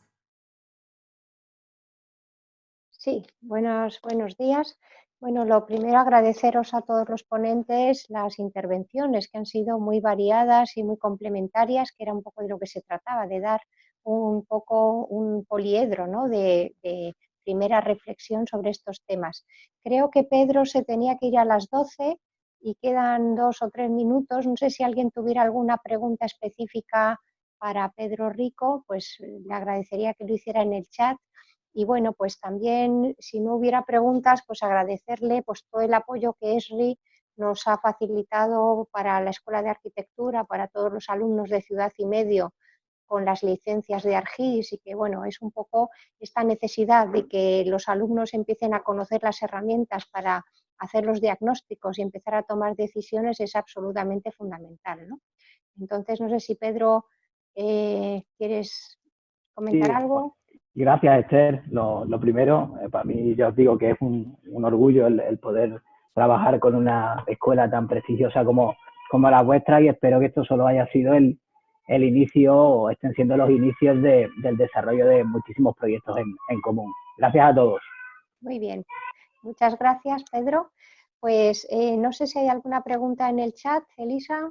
¿Alguien que quiera preguntar algo? He visto que hemos tenido 197 participantes, con lo cual agradezco muchísimo a todos vuestro interés, ¿no? en este tipo de temas. También comentaros que hemos abierto este grupo de investigación sobre urbanismo y salud, y que verdaderamente pues estamos ilusionados, ¿no? Es una etapa importante, y ya alguna alumna ayer me escribió un correo que quiere participar con nosotros en esta nueva etapa, y bueno, pues desde aquí yo hago el llamamiento a todos los que nos estáis escuchando de poder articular pues una forma de pensar y ver la ciudad con todas estas ideas que han ido surgiendo. ¿Hay alguna pregunta, Elisa? Hola, Esther. Perdona, sí que había alguna pregunta, pero no sé si le han llegado a Elisa, porque, bueno, como hemos sido coanfitrionas, no sé si las ha podido ver. Le he dicho que se lo enviaran a ella, si no, la otra opción es que le haga directamente abrirle el micrófono a la persona. Sí, a mí no me han llegado las preguntas, pero bueno, sí que recordar a todas las personas que nos habéis escuchado hoy que la sesión se está grabando y se subirá al canal de YouTube de la Escuela de Arquitectura y de la Universidad Politécnica. O si queréis abrimos el chat directamente, porque igual es más fácil. Vale, pero si quieres tú lee las preguntas ya. A ver, por ejemplo, una de sus preguntas, desea, es que no aparece el nombre, me parece muy bien las posturas que ofrecéis, que tienen más que ver sobre todo con el diseño del espacio, pero la ciudad no es solo espacio, sino son personas. ¿Dónde quedan las personas que viven en ese espacio? Creo que el eterno debate y la necesidad de complementariedad de disciplinas es lo que se pone de manifiesto, la limitación de cada disciplina en sí misma y la necesidad de que compartamos proyectos y trabajemos en la interdisciplinaridad. Pues sí, totalmente correcto. Lo que pasa es que estamos en la Escuela de Arquitectura, básicamente somos todos arquitectos, pero en todos nuestros grupos de investigación, pues José Antonio Corraliza, que es psicólogo ambiental, y hablamos con ingenieros forestales, hablamos con sociólogos y con gerontólogos ambientales, en fin. Pues claro, efectivamente, pero yo creo que eso es más de posgrado. Claro, en el grado nuestra misión fundamental es enseñar a los alumnos y transmitirles un poco este amor a la ciudad y este amor al urbanismo y este amor a transformar las ciudades según las necesidades que demanda la sociedad. Si me permites, Esther, cuando en la introducción yo he dicho que estamos saliendo o que vamos a salir a una nueva realidad, de lo que hablaba era de eso, He dicho, se mantienen los elementos, pero cambian las relaciones. No es que cambien las relaciones entre la estructura física de la ciudad, pero sí entre la estructura de nosotros, de los elementos de los habitantes que formamos esa ciudad. Y el sistema de relaciones que tenemos ya no es el mismo. Y por tanto, tampoco es el mismo el sistema de relaciones de nosotros con nuestro hábitat. Ese hábitat se ha transformado porque nuestra relación con él es otra muy distinta de la que teníamos hace unas semanas. Perfecto. Pues otra pregunta, por favor, Ángela. Vale, me vuelven a preguntar de Manuel Benito, ¿existe peligro de volver la retórica de beneficios del SPROW a términos de descongestión, no aglomeración? O sea, el peligro de ¿Existe el peligro de volver al sprawl? Yo creo que la José retórica María... de los beneficios del sprawl en términos de descongestión, no aglomeración? Yo creo que José María sí que nos puede... Pues, sí, existe el peligro. De hecho, hay una polémica en el New York Times y de Atlanta sobre este asunto, ¿no? Y bueno, afortunadamente, al menos en los medios, van ganando los defensores de la densidad, ¿no? Pero sí existe porque una reacción posible en caso de riesgo y de peligro es el individualismo, ¿no? Igual que se está constatando que hay otra reacción, que Richard Sennett y muchos otros han enfatizado, que es hacia la cooperación, ¿no? Están apareciendo, y seguro que muchos de los que sois estudiantes y jóvenes lo estáis viviendo, redes de cooperación a nivel de barrio para ayudarse en muchas cosas, ¿no? Pero al mismo tiempo también hay un riesgo de enfatizar el individualismo, ¿no? El sálvese el que pueda, ¿no? Entonces, sin ninguna duda existe, y el tema crítico va a ser el tema del transporte público, porque en tanto no logremos superar ahora mismo el miedo escénico, ¿no? El problema psicológico de tomar otra vez el autobús, ¿no? O el metro, etcétera, ¿no? Y recuperemos, digamos, esa tranquilidad, ¿no? de que son medios seguros, ¿no? en ese punto, pues vamos a estar todavía en una situación de inestabilidad. Pensemos que nada menos que el gobierno nos estaba diciendo hace pocas semanas, es que va muy deprisa la vida, ¿no? Que utilizáramos el automóvil, ¿eh? Entonces, ahora en cambio estamos planteando, y los gobiernos locales están sacando automóviles de muchas calles, ¿no? En algunos casos permanentemente, tipo Vitoria, en otros casos, pues como en Madrid, temporalmente, pero claro, lo que se está planteando es que esa ciudad peatonal es incompatible con entender que la ciudad, sobre todo donde hay más disponibilidad, sobre exceso, ¿no? de puestos de trabajo en relación con residencia, se convierta en un gran aparcamiento, en un gran sumidero de automóviles, ¿no? Así que claro que es un riesgo y es una batalla en la cual yo creo que la escuela, los arquitectos y en general todas las personas interesadas por la ciudad tenemos que participar, y desde argumentos racionales.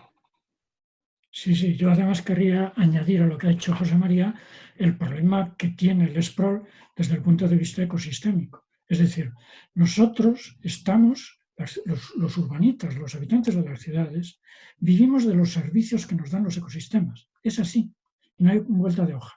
Si los ecosistemas se parten, se trocean, dejan de ser viables y dejan de ofrecernos servicios, las ciudades se hunden sencillamente. Entonces, el sprawl lo que hace es romper la continuidad de los ecosistemas, impedir que funcionen como tal e impedir que nos suministren servicios. Entonces, no es solamente, tenemos que pensar que son 7.000 millones de personas en el planeta y que esos 7.000 millones de personas se expanden por todo el territorio, pues es que lo rompen de forma que es, digamos, irrecuperable. Así que tenemos que verlo todo, no solamente verlo desde el punto de vista de la ciudad, tenemos que verlo desde el punto de vista de aquello que está soportando la ciudad. Así que entiendo que, aparte de que puede funcionar, como dice José María, mejor probablemente la ciudad con una densidad determinada, pero es que además necesitamos que no solamente tenga esa densidad, sino que las piezas que están organizadas estén contiguas, de manera que no rompamos el territorio. Así que el sprawl es un rompedor nato de territorios. Habría que, de alguna manera, ver cómo podemos solucionar el problema. Y tampoco es verdad, es posible que en un momento específico y concreto, por ejemplo ahora que estamos, digamos, confinados, pero el resto del tiempo no vamos a estar confinados. Entonces, el funcionamiento social que se produce en este tipo de situaciones, este tipo de residencias, pues es que no es comparable, no es urbano, para decirlo de alguna manera. Entonces, bueno, todo esto tenemos que darle vueltas. O sea que no hay que mirar solamente desde el punto de vista de nuestros ombligos urbanitas, sino que tenemos que ver cómo está todo el territorio en general. Solamente quería añadir eso. Muy bien. Ángela, ¿hay alguna pregunta más? Que justo hilando con lo que comentaba ahora mismo el profesor Fariña, tenemos una pregunta de Ana que pregunta que, qué tiene que decir el urbanismo del siglo XXI en relación con el medio rural y su población. Sí, yo puedo también contestar a esto porque estoy trabajando en los temas de medio rural. Hace poco hemos tenido una reunión, un taller en Galicia sobre el futuro del medio rural gallego y el medio rural está necesitado de una reconversión. A ver, la industria se ha reconvertido, el comercio se está reconvirtiendo con la distribución a domicilio, pero el medio rural no se ha reconvertido todavía. Y es imprescindible una reconversión. Y eso hay que afrontarlo de cara. Hay que afrontarlo de cara. Reconversión que va a implicar muchas cosas. Va a implicar, por ejemplo, agricultura de proximidad necesariamente y que además va a ser bueno. Significa otras formas de industrializar el campo. Por ejemplo, con innovación. Por ejemplo, quiero decir que estamos en un momento en el cual el problema del campo hay que abordarlo de forma valiente, porque hasta ahora no se ha abordado. Es decir, es un problema que tienen en muchos países, no solamente aquí, por ejemplo, hay un problema que hay en Francia, un problema que hay en Italia, en general en Europa, se está intentando una reconversión del campo que a ver cómo somos capaces de realizar. Pero se va a tener que producir sí o no. Sí o sí, perdón, se va a tener que producir necesariamente. Y en ello estamos. Entiendo que muchas de las poblaciones que ahora mismo son rurales van a tener que desaparecer necesariamente. En el rural no se pueden ofrecer servicios urbanos. Es imposible, no solo económicamente, sino desde el punto de vista funcional. Con lo cual va a haber necesariamente que haber una cierta concentración en determinados lugares.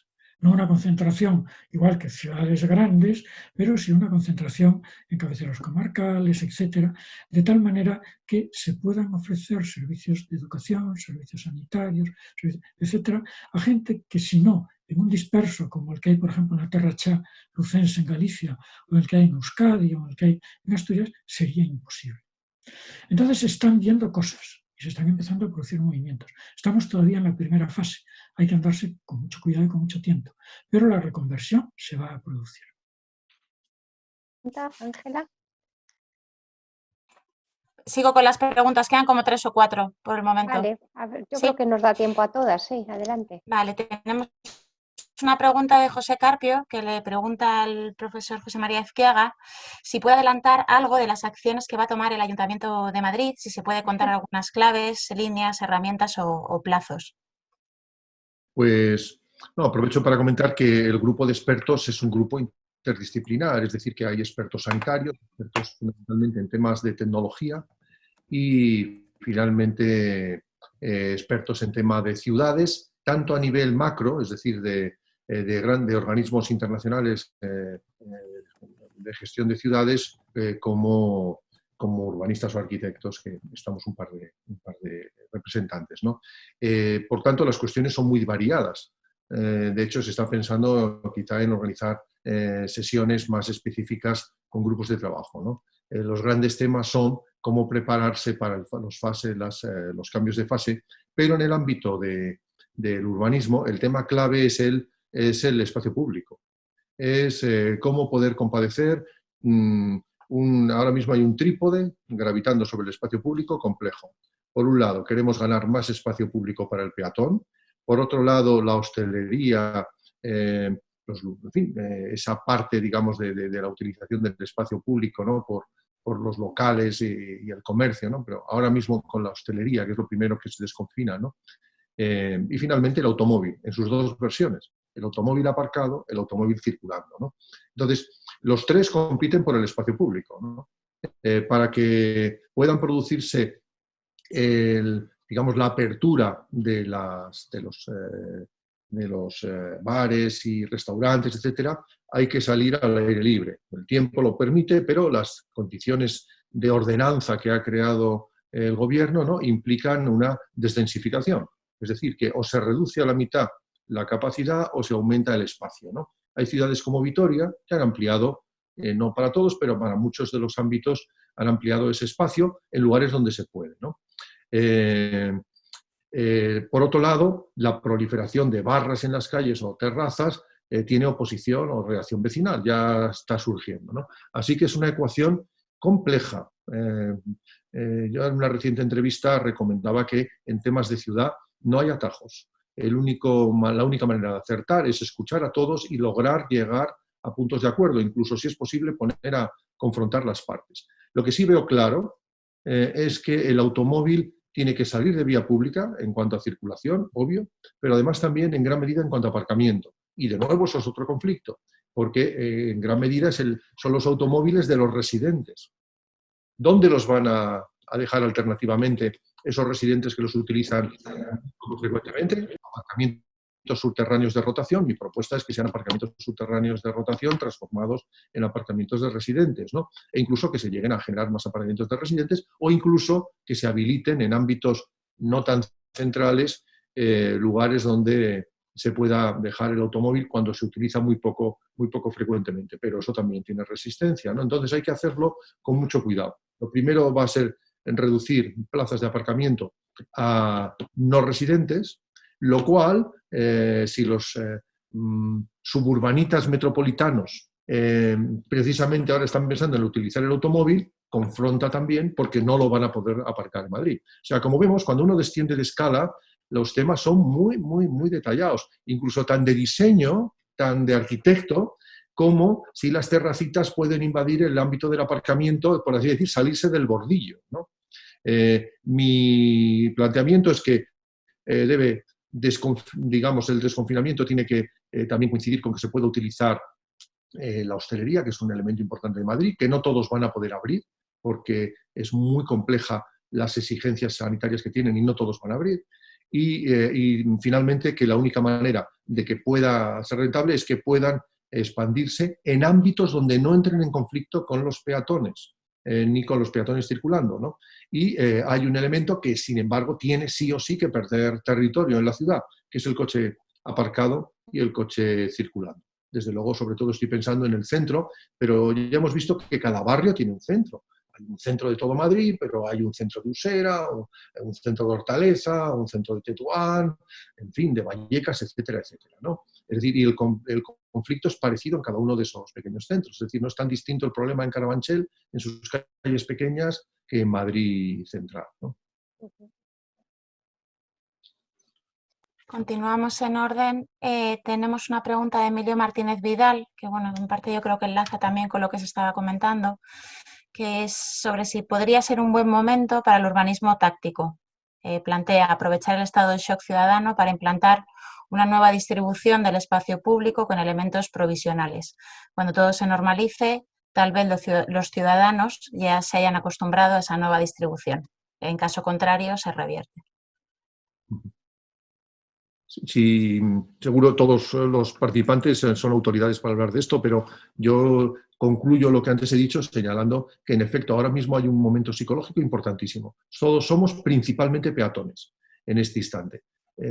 Todos los que estamos paseando en las horas en que se nos permite, vivimos la presencia del automóvil en nuestro entorno como una agresión. Es de sentido común, ¿no? Por tanto, todos hemos recuperado una experiencia distinta. Para muchos es continuar una experiencia que ya tenían, ya paseaban, ya caminaban principalmente, ¿no? Pero para otros es un elemento de toma de conciencia y hay que aprovecharla sin ninguna duda.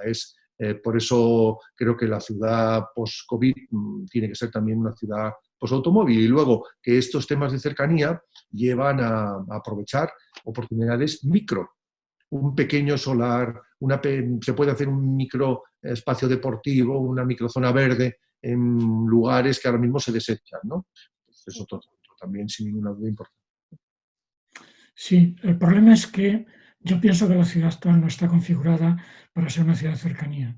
Con lo cual, en cuanto se reactiven los empleos y la gente tenga que desplazarse, en cuanto se reactiven los comercios, las oficinas, etcétera, la gente tenga que moverse de un sitio para otro, volveremos a la situación actual. O sea, el problema es bastante más que aprovechar un momento psicológico. El momento psicológico no es solamente psicológico, es que la gente en general se tiene que mover mucho menos. Por ejemplo, nosotros ahora no nos estamos moviendo. Si esto se hiciera en la escuela de arquitectura, nos habríamos tenido que desplazar todos a la escuela, desde donde residiéramos, y tendríamos luego que volver. ¿Qué es lo que pasa? Pues que la ciudad de momento no está configurada para ser una ciudad de cercanía, sino todo lo contrario. Está configurada para ser una ciudad en la cual la gente que trabaja en el corredor de Lenares reside en Leganés y la gente que trabaja en Leganés reside en Puertollano. Claro, ese tipo de ciudad es la que tenemos que cambiar. Entonces, sí que puede ser un momento interesante para que la gente se percate de la bondad del sistema de cercanía. Pero, de momento, nosotros hemos hecho ciudades que, desde mi punto de vista, no lo hacen posible. Habría que, de alguna forma, reconfigurar las cosas, introducir complejidad. Antes, José María, lo decías, nuestras viviendas no son oficinas, pero a lo mejor, si en la ordenanza de viviendas se pudiera introducir la posibilidad de que fueran oficinas, las cosas cambiarían radicalmente y a lo mejor podríamos tener la oficina al lado de casa, aunque no fuera en casa. Quiero decir que a lo mejor hay que empezar a pensar en otros usos que se le pueden dar y permitir determinadas actividades que antes no estaban permitidas para introducir complejidad en el sistema. Algo así tenemos que empezar a trabajar, porque es evidente que no podemos quedarnos como estábamos. O sea, es claro, una oportunidad única, pero que se vaya diluyendo poco a poco conforme esto vaya entrando en carga y las sucesivas fases se vayan poniendo en movimiento. Y luego, respecto a las terrazas, bueno, bien, me parece bien, pero cuidado, estamos privatizando el espacio público. Si estamos concediendo espacio a las terrazas y quitándoselo a los peatones. Entonces, hay que hacerlo con cuidado. Es decir, que, bueno, hace años uno de mis alumnos decía que lo que había que hacer con las ciudades era privatizar las aceras. Pues eso es lo que se hace detrás de la ampliación de las terrazas, en cierta medida. Pues digo que hay que andarse con cuidado. Es difícil, hay pocos antecedentes, y entonces hay que reflexionar, darle muchas vueltas. Todavía es pronto. Eso es lo único que quiero decir, todavía pronto. Pero claro, comprendo que los políticos tienen que tomar decisiones. Por suerte, los investigadores no tenemos que hacerlo tan rápido. Podemos reflexionar y podemos esperar un poco. Nada más. Bueno, no sé si hay una última pregunta. Eso, seguimos teniendo bastantes preguntas y luego hay un par de personas que habían levantado la mano, pero les habíamos pedido que escribieran por el chat igual que el resto. Entonces, bueno, si queréis lanzo algunas y decidís, o no sé qué tiempo hay. La última. La última, la que tú creas así que no se ha tocado y que sea también interesante, porque también hay que considerar que nuestros alumnos hoy han hecho el examen de nuestra asignatura y bueno, pues no queremos, hay que acabar a las 12:30 y bueno, pues vamos a cerrar con una última que sea así un poco de algún tema que no hemos tratado. Pues aquí hay una relación con está especialmente dirigida a José Fariña. Y yo entiendo, ¿qué ocurre con las personas negacionistas del cambio climático? Entiendo sobre todo en este contexto, ¿no? O sea, la relación un poco cambio climático con la situación en la que nos encontramos. Sí, bueno, es evidente que esto no sirve. Yo hace tiempo, llevo muchos años trabajando en temas de sostenibilidad y luego me pasé a salud pública. ¿Por qué? Porque resulta que los objetivos a conseguir son diferentes, pero las estrategias son las mismas. Entonces yo a la gente le hablo de salud y me atienden todos. Le hablo de sostenibilidad y empiezan a salir por ahí voces discrepantes y no sé qué, que sí, pero ante una pandemia o ante tal hay que callarse. Y aún así no se callan, pero no es lo mismo. Así que yo he variado mi estrategia. Mi estrategia es hablar de salud básicamente. Lo sabe muy bien Esther y Elisa, que vamos trabajando en los temas de salud mucho tiempo, y la gente atiende. Cuando luego se le dice, oiga, es que mira, si resulta que está respirando este determinado aire, pues vas a tener una posibilidad de tener un cáncer a los 30 y tantos años del tanto por ciento. Entonces te atienden. Pero si le dices, no, es que hay un cambio climático, quiero decir con ello que, como las estrategias son las mismas, yo prefiero hablar de lo que a la gente le llega más al corazón. Bueno, al corazón y a otros sitios. Entonces, me parece que sí que es una oportunidad. No solamente los temas de salud tradicionales, sino el COVID-19 que ha aparecido ahora. De alguna forma va a servir para convencer a la gente. Y yo creo que eso está bien. De tal manera que ciudad de proximidad, menos coches, menos movilidad, menos contaminación, menos combustibles fósiles, todo va de la mano. Solamente falta una cosa que se nos escapa, que le dije al principio, que es el tema de la globalización y los intercambios a grandes distancias de gente, de materiales, de energía. Bueno, eso también tenemos que luchar contra ello, a ver cómo lo hacemos. Antiglobalización, no. Es decir, no estamos en un estado autárquico. No en todos los sitios hay litio para poder hacer pilas de las baterías y necesitamos litio de donde venga y así. Pero sí reducir en la medida de lo posible un sistema global que nos ha llevado a cosas absurdas como que importemos piedra de China, cosas increíbles que uno no puede comprender. Entonces, ese tipo de cosas hay que empezar a considerarlas y hay que empezar a verlas. Y tienen que ver con la sostenibilidad y tienen que ver con el cambio climático. Bueno, nada más porque me paso del tiempo. Bueno, vamos a darle finalmente la palabra al director de la escuela para que cierre esta jornada y os agradezco de corazón a todos todas vuestras intervenciones.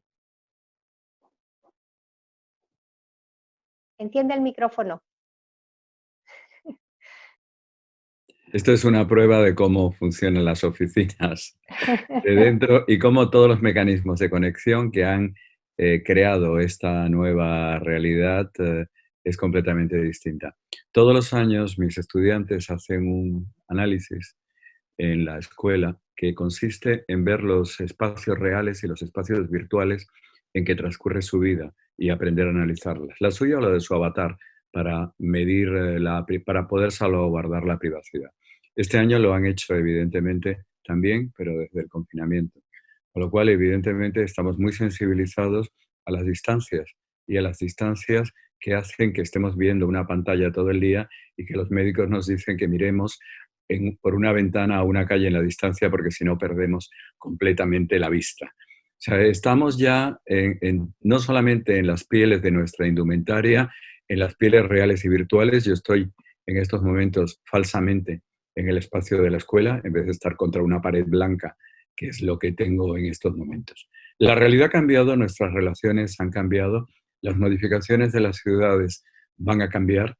En estos momentos, cuando Pepe Fariñas hablaba del espacio de las terrazas y de esa privatización, no hay nada más que ir a ciudades como Dubrovnik, en que ya el espacio público no existe, es una sucesión de restaurantes uno detrás de otro, y se nos puede convertir nuestras ciudades históricas en eso, nuestros cascos directamente en eso, si permitimos que eso pase. Pepe, tienes toda la razón, el COVID es una grandísima oportunidad para hablar de todos los temas que tenemos que hablar y de todos los temas que implican la supervivencia de nuestra sociedad y de la humanidad que se ha convertido en habitantes de ciudades. Y o entendemos que en estos momentos de emergencia son los momentos para poder intervenir y para poder llegar con los mensajes adecuados, o habremos perdido una oportunidad magnífica. Gracias, Esther. Tu empeño y el de todo tu equipo hace que estéis aquí, que estemos todos aquí, que haya habido 200 personas prácticamente reunidas y que creo que esto es nada más que el principio de una línea muy importante que ya tiene la escuela, pero que va a darle muchísima cancha y muchísimo trabajo a todos nuestros docentes y a todos nuestros estudiantes, que es para los que estamos haciendo todo esto. Muchísimas gracias a todos. Muy bien, muchas gracias a todos. Cerramos la conexión. Un saludo.